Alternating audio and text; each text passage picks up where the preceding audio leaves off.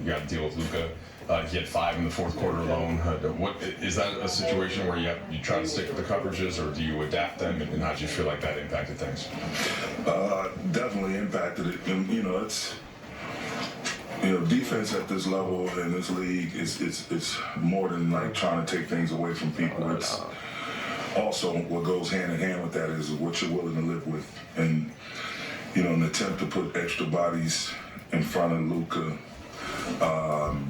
You just decide who you're going to play a little bit heavier off of. And hell, these guys are pros. And you go by the numbers, the trends, what's been happening up to this point in the season.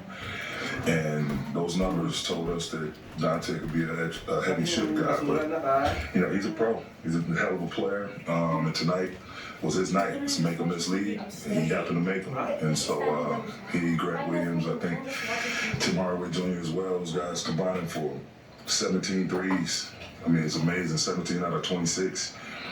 That's a ton. And, all the while trying to deal with Luka. And then so it is what it is. But, those things like that, people shooting the ball that well, sometimes, even against great defense, it's hard to control that. What we can control, though, is, not allowing them to get 12 free throw attempts in the first quarter and 24 points off our 15 turnovers. And so that is what it is. Those are things we can control.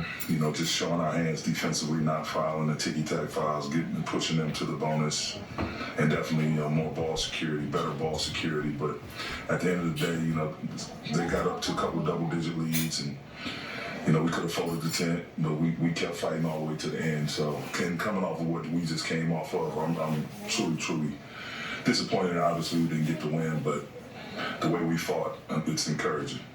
And at the other end, so AD had 37 on only 21 shots, and it seemed like in the first quarter, he's kind of grabbing at that area again. Did the same thing in the ISD final, but yet, again, almost 40 on an efficient night. What's your understanding just of what he's dealing with, how he's playing through it, and how he's able to still be this impactful? I mean, just him pushing through, and some things may be a little irritated. There's a difference between being hurt and being injured. And sometimes, most people in this league, once you get beyond training camp, you're dealing with something.